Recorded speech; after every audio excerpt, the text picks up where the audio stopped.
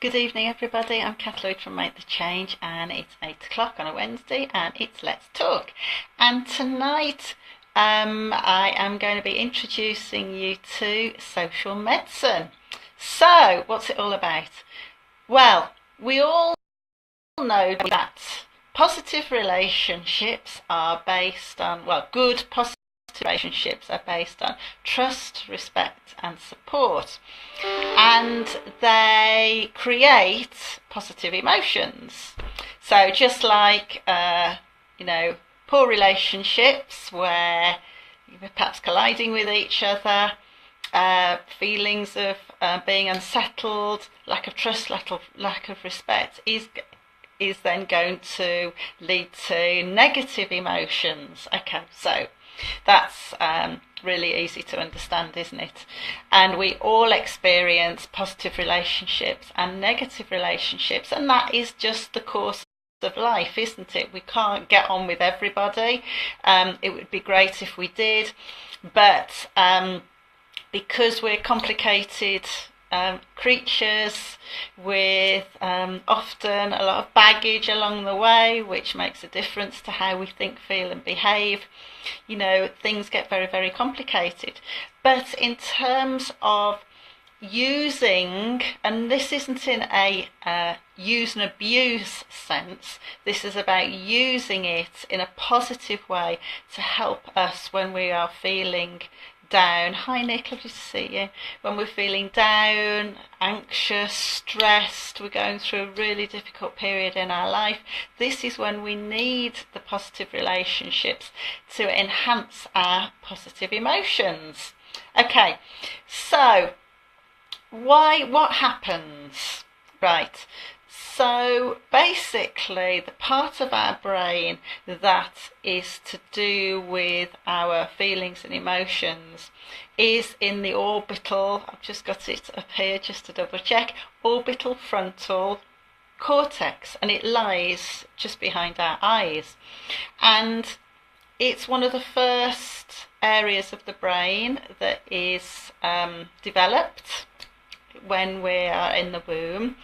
And the reason it's developed first is because as soon as we're born, as babies, we need for good healthy growth and development, we need good positive relationships with our parents or the people who are caring for us. Okay, and so the feelings that this social medicine gives us is the need for more of that bonding so that we can thrive even better and we can continue to have good relationships with our parents and or caregivers, so that there is the best opportunity to grow up to be happy, healthy, sociable, well-adjusted individuals.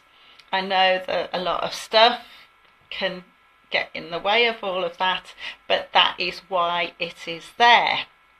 Okay, and so what is happening is the orbital frontal cortex is very closely related to the part of the brain that processes emotion, and which is also called apparently the social brain. Now, if we didn't have the orbital frontal cortex, then it would mean that we wouldn't have, or it is damaged in some way, it would mean that we could function and we could go through life, but we wouldn't have the social airs and graces. We would be lacking in empathy for other people, which then would mean that we would come across as very harsh people, lack of understanding, which would then create problems for, relationship building. Okay, so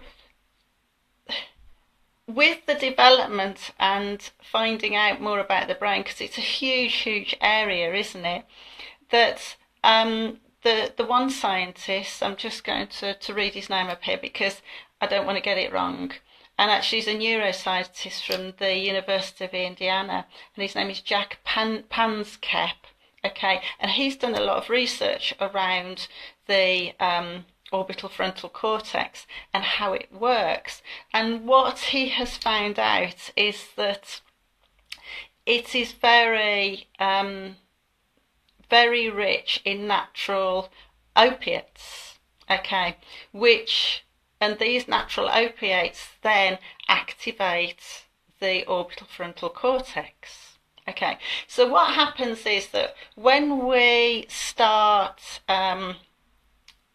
when we are with people that we like, when we are with our kids or people that we love, our kids, our families, our partners, okay, it activates a lot of the hormones that we hear a lot about. Okay, so first of all, it activates dopamine, which is a neurotransmitter.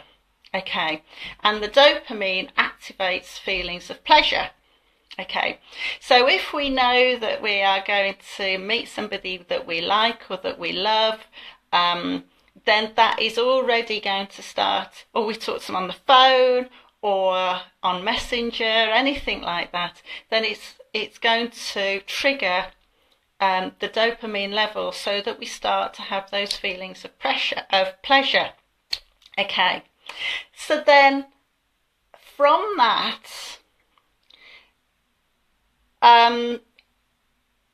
oxytocin is produced, which is a neurohormone.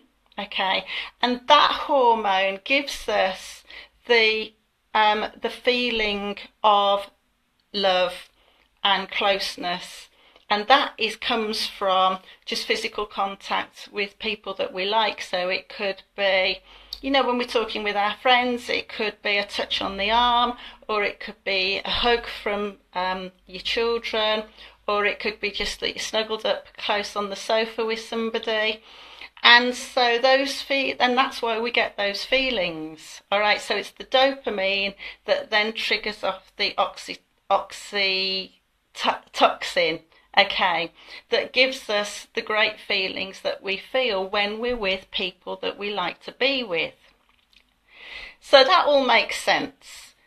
The trouble is, when we go through times of anxiety, stress, trauma, when we're feeling under pressure, even perhaps when we're feeling not very well, then a lot of the time we can feel as if we just want to hide ourselves away, that we don't want to see anybody, that we just want to keep ourselves to ourselves.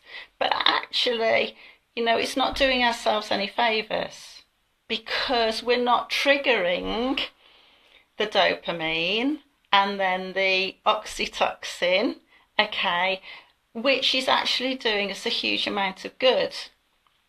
So yes, if you know, we take our, you know, you go to the doctors and they give you a tablet which you take from the advice of the doctor. So why don't we take the natural benefits of the hormones that are given to us naturally in our bodies to then help us feel happier, more secure, which will feed our well-being, probably even better than the tablet that you get from the doctor.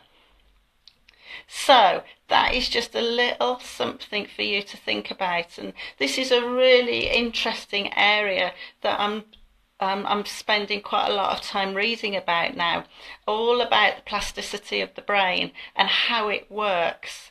And I mean, the brain is such a powerful tool that we have, and it's all, and I mean, our whole body is, isn't it? And it's almost as if our body is a massive design and engineering project, you know, because one thing triggers another thing that then triggers something else and triggers something else. So to help us keep those great feelings of normal, happiness, balance, then we need to use our natural resources within ourselves to help us to be the happier, brighter, better, more fulfilled, more content person that we want to be. Unfortunately, stuff gets in the way, and when we are, anxious, down, stressed, recovering from some form of trauma, we forget all of these things, and we can wallow, can't we? And this is what I've talked about before with the change curve. That we have the trauma, and we're in shock first of all, and then we go into the second phase, which is down the change curve into the anger, and then down, if we're not careful, into depression. And what we need to do is to find the best way to get ourselves out of that change curve as best we can and as early as we can before we go too far down, because it's like anything, the further you move away from your goal, the harder it is to get back to where you want to be. So it's about really listening to our bodies. It's about really understanding our bodies, our feelings, our thought processes, our behaviours, so that we're in a better position to turn it around and be able to get back up on the balance, to have those feelings of normal again, so that you can continue in the best possible way that you can do to be the great person that you are. So, I hope you enjoyed that little bit of an introduction into social medicine, and I look forward to hearing, or rather speaking to you next week. I've got my book is getting closer to coming out, and the book is When My Dad Became Joan, Living with My Transgender Father. And I'm hoping we're on course for having some printed copies ready for when I go to Cheltenham to Maximise on December the 6th of, Wednesday the 6th of December, to sell at that event. So I'm really excited about it. But also I'm looking forward to speaking to you again next week on Let's Talk at 8 o'clock next Wednesday. So have a lovely evening, and thank you very much. Bye bye.